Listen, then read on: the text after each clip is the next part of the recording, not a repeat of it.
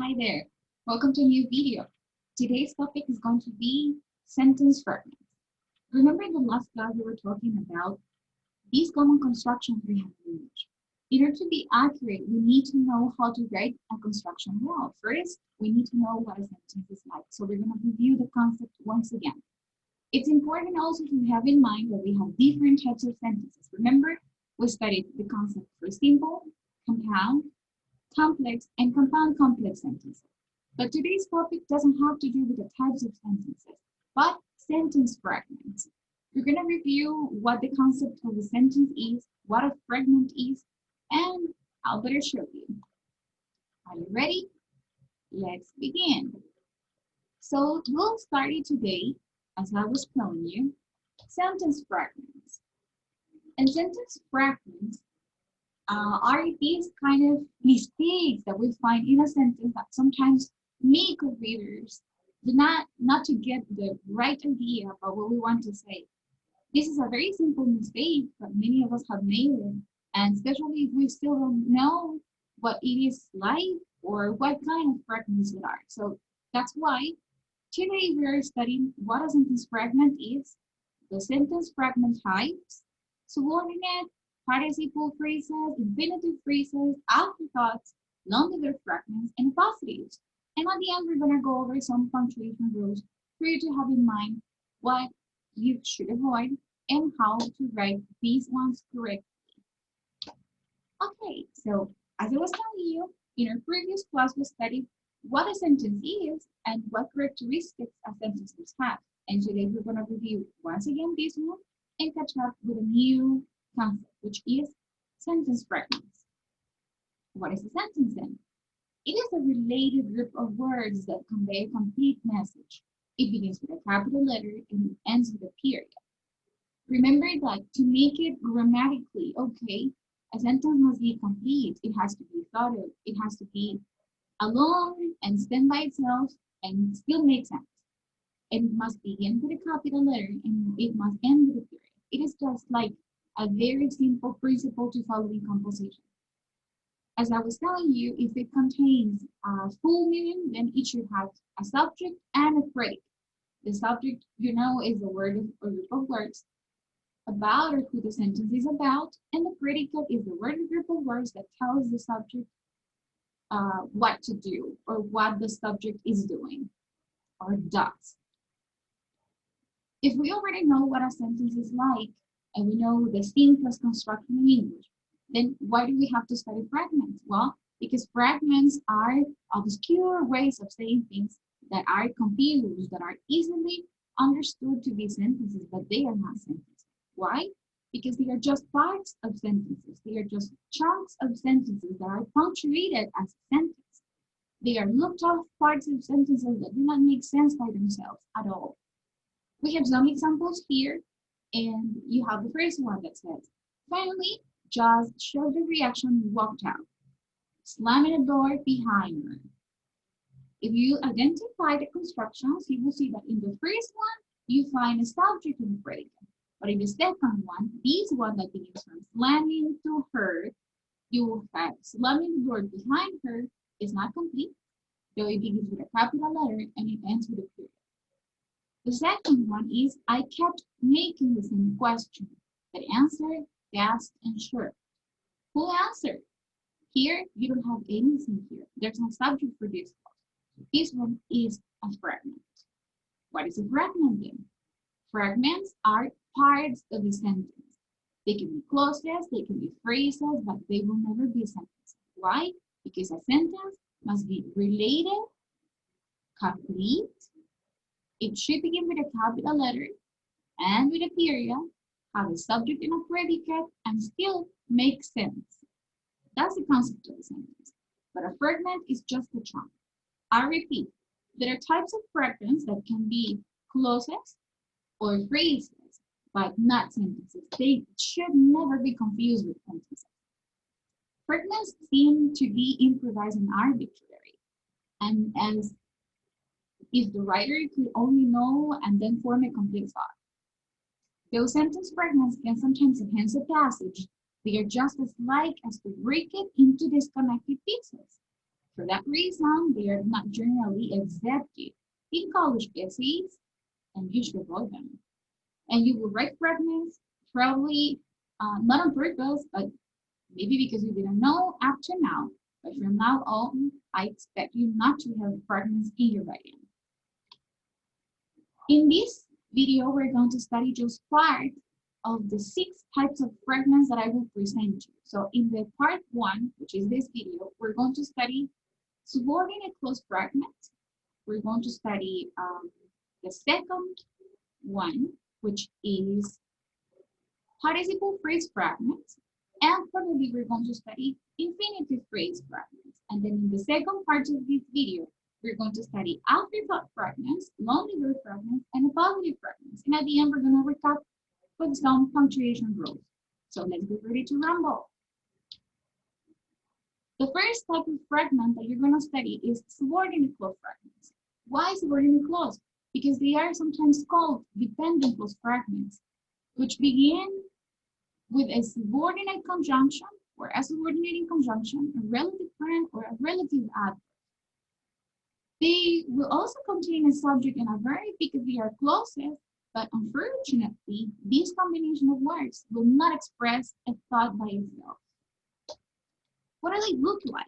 Well, sometimes they look like sentences, but you will finally have the markers that help you identify which type of fragments you are classifying. Every of the fragments we're going to study has a different type of marker. A marker will identify this. So if you identify this common part, then you're going to say, this one is the type of fragment we are looking for. This is to analyze it. This is to understand that we should avoid this mistake. I repeat, this is not a type of sentence. This is a type of mistake we should avoid. And the subordinate clause markers that we find are many. Imagine all the subordinating conjunctions you know. I have listed just some for you to see them. And among the ones I have listed, you have after, although, as, because, before, even if, even though, if, in order that, once, provided that, since, so, still that, sorry, though, unless, until, when, whenever, where, wherever. Remember that so is a coordinating conjunction, so you won't mistake so that with so, because it's a common mistake that I see in my students' papers. Whereas whatever, whether, which, whichever, while, who, whoever, whom, whomever, whose, etc. There are many subordinating conjunctions, and they are generally the ones that introduce a subordinate clause fragment. Remember, it is not a sentence, it is a fragment, it is a looked-at part of a sentence, so it must be connected to it. But this is how you correct them, and these are some examples, and later we're going to see what methods of correction we can use. Examples of subordinate clause fragments. Because Kevin caught the eye of the beautiful brunette in English grammar. It has a subject, you'll find it here, is Kevin. It has a predicate, caught the eye of the beautiful brunette in English grammar. So we have a subject and a predicate, we have a capital letter at the beginning, and we have a period at the end. But does it make sense? Not at all. It seems to be incomplete. Why is it incomplete? Well, because we need an independent clause to be connected to it, to this one. Until Stephanie notices the toilet paper stuck to her shirt. What happened? The thought is incomplete, though it meets the requirements for a sentence because we begin with a capital letter, we end with a period, we have a subject, and we have a predicate. Even though David stirs up his nose. So what? We don't have anything else that is attached to this one to make it make sense. So what is wrong with these ideas? There are different ways to fix a fragment, and I'll present 3 of them that are the easier one to look for. Kevin, here is a subject. Cut, blah, blah, blah, until English grammar here, up to the word grammar, is the predicate. How can we fix this one? Maybe we can add a comma for this dependent clause and then add an independent clause. Because Kevin caught the eye of the beautiful brunette in English grammar, comma, the teacher noticed they were not paying attention. Kevin was looking at the brunette and the brunette was looking at Kevin, so they were not paying attention. They were staring at each other, and maybe they were flirting. The second example says, until Stephanie notices the toilet paper stuck to her shoe. What happens in this example? The easiest way to correct that subordinate clause fragment is to delete the subordinating conjunction, because what you have left is a subject and a predicate, capital letter, period at the end, and Stephanie noticing the toilet paper stuck to her shoe makes a lot of sense. It is an independent clause. It is a simple sentence, so you can keep it like this, and it is a sentence. So you fix the fragment. That is correction 2. And the third way of revising this type of fragments is adding an independent clause plus the dependent clause, but remember, if the independent clause comes at the beginning and then you have the subordinating conjunction in the middle of the construction, then the dependent clause is introduced, but you need no comma in the middle. For example, you can say, everybody was serious in the cafeteria. No capital letter, right? Small letter. Even though David stuck straws up his nose. He was making funny jokes, and he got 2 straws and put these straws into his nose. Anybody was laughing. So if you connect this idea with an independent clause, it will make sense. But remember that you need to follow punctuation and capitalization rules. Now, what about the second type of fragments? The second type of fragment is called participle phrase fragment. What is a participle phrase fragment? Well, it will begin with a word ending in ing or ed, or the fragment will open with an irregular past participle. So what do we have at the beginning as the marker that we have? We're going to have present or past participles, and past participles can be either regular or irregular.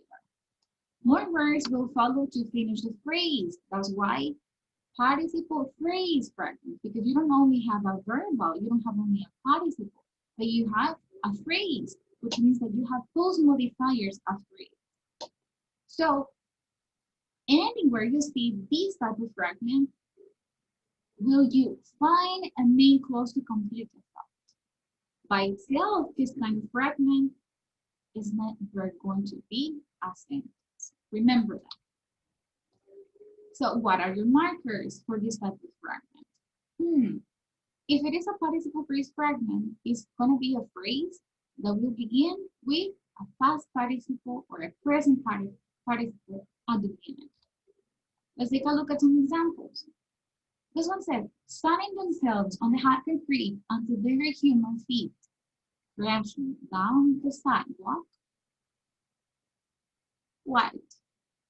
The idea seems incomplete. It is just a phrase. It is just a present participle phrase. You see the present participle? Sunning themselves in the hot concrete until their human feet crashing down the sidewalk. Hidden in the bureau drawer underneath a pile of mismatched socks. Past participle at the beginning. Pause modifiers that are accompanying the past participle.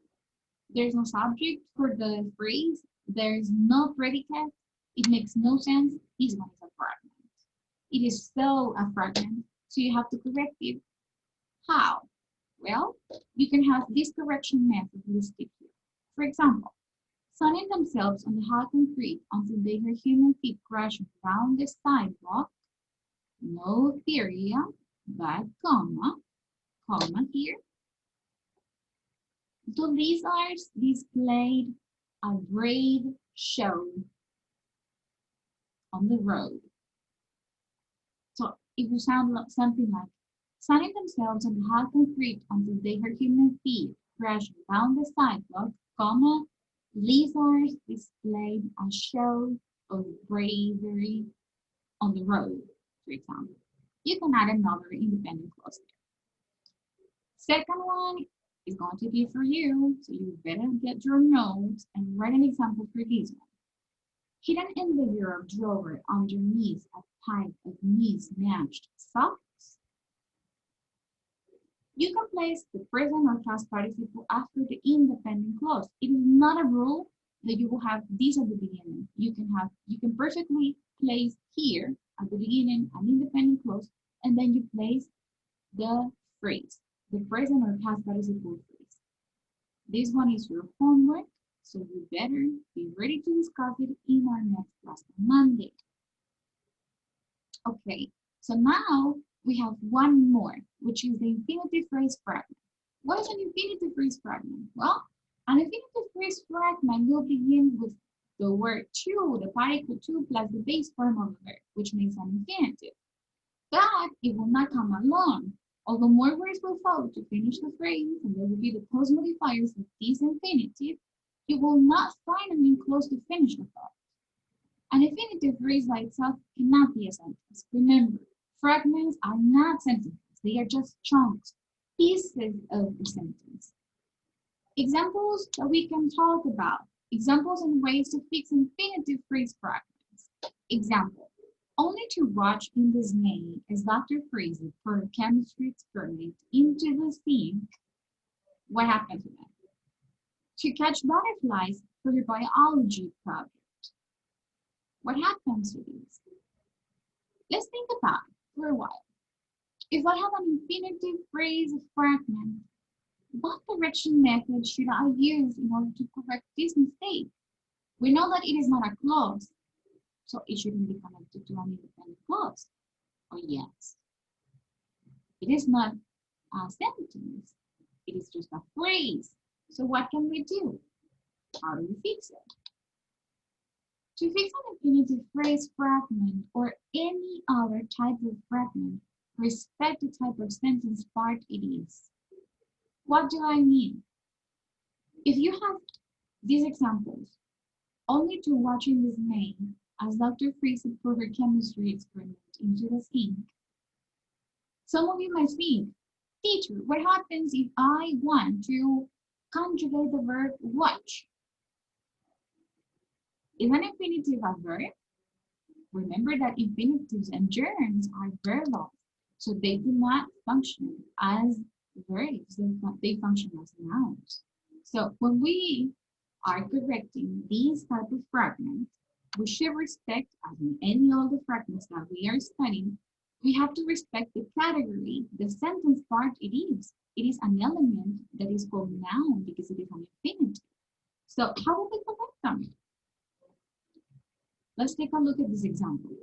Only to watch in dismay as Dr. Freezer for her chemistry experiment into the sink, comma, the most talented student in class stepped in. Here we're seeing an example of how to fix an infinitive phrase fragment by connecting an independent clause, the most talented student in class stepped in, subject, predicate, independent clause, attached to an infinitive phrase that is working as an adverb of purpose, one of the functions of infinitive phrases. However, you can also change it and make the infinitive phrase be a subject, an object, it could be the direct object, the direct object. It could be connected to this sentence, but you're going to use it in the noun position. Yes? You can say, for example, if you're going to use it as a noun, because it is a noun, you're going to say, for example, only to watch in dismay as Dr. Freezer for her chemistry experiment into the sink was a waste of time. It means that we have used this infinitive phrase as a subject. Yes, we have used it as a subject in the subject position.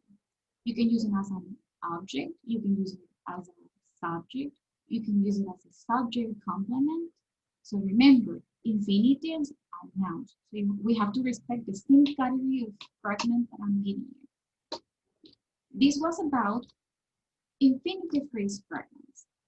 We're going to stop right now, and in our next video, we're going to continue with the rest of the fragments. We have studied so far the subordinate clause fragment, the present or past participle phrase fragment, and infinitive phrase fragments.